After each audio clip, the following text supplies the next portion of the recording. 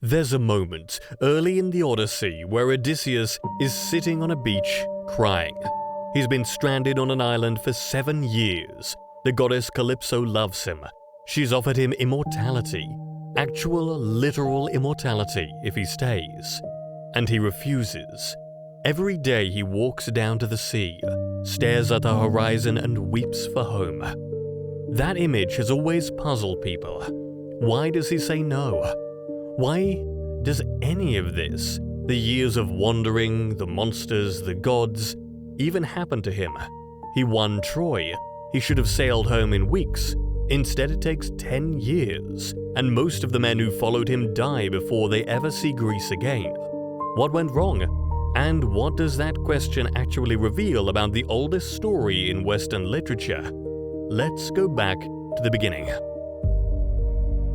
The Trojan War ended around 1180 BC, or so the ancient Greeks believed. Odysseus was one of its architects. He came up with the wooden horse. He helped hollow it out, climbed inside, waited in the dark while the Trojans dragged it through their gates. That is the mind of Odysseus in a single image.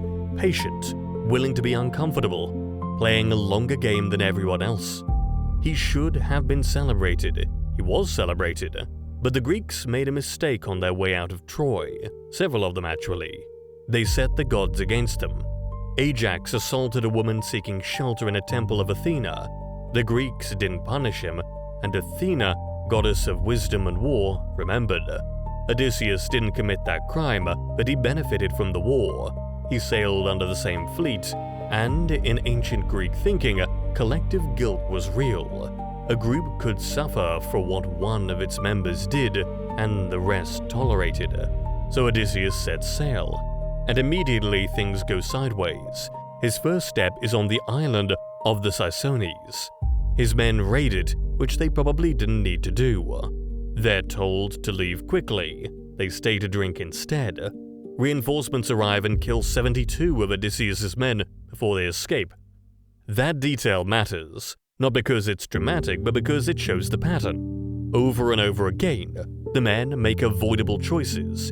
They take more than they need. They linger when they should move. They mistake a moment of safety for something permanent. Then there's Polyphemus, the Cyclops.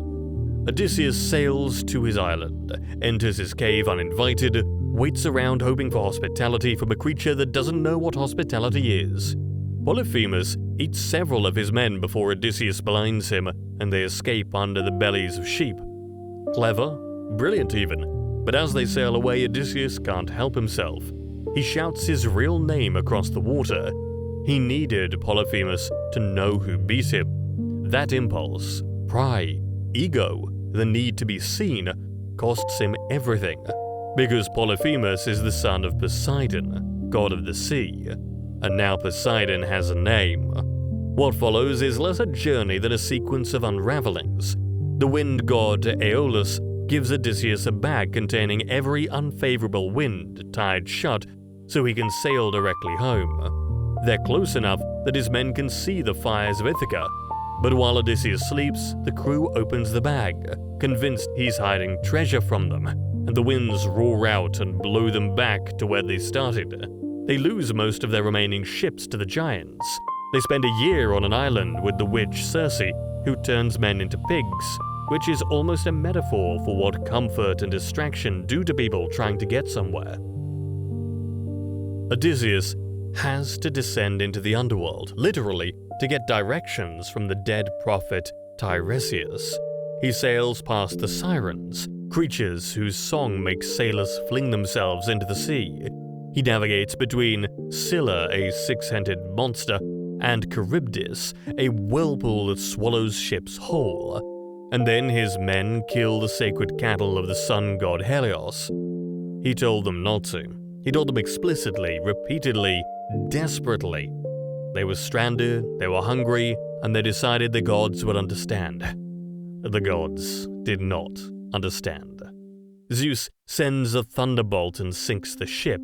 Odysseus is the only survivor, clinging to the wreckage, and that is how he ends up on Calypso's island for 7 years, washed ashore, alone, stripped of everything. The Odyssey is sometimes taught as a story about a clever man outsmarting obstacles, but that's not quite right. Almost every disaster in it is caused not by the monsters, but by the choices made in the presence of the monsters.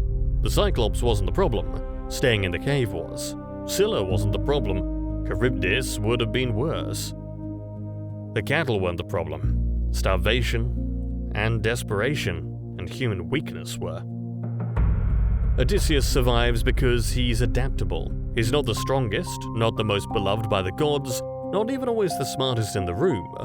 What he has is the ability to read a situation and become what it needs him to be. A beggar, a soldier, a ghost, nobody. When Polyphemus asks his name, Odysseus says nobody. So when the blinded Cyclops screams for help and his neighbors ask who hurt him, he answers nobody, and they go home.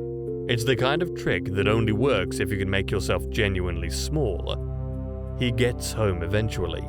10 years after the war ended, 20 years after he left.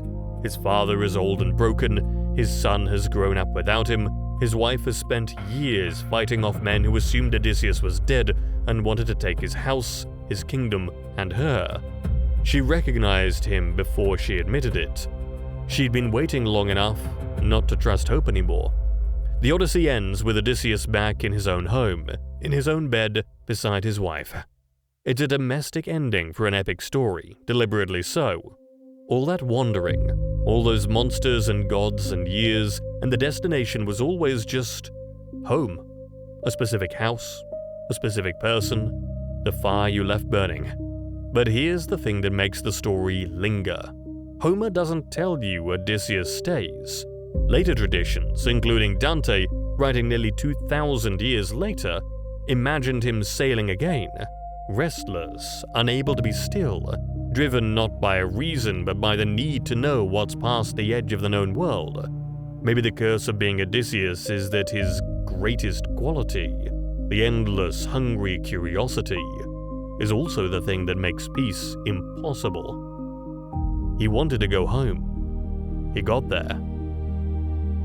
And the question the story leaves behind is whether that was ever really what he wanted, or just the thing he told himself to keep moving.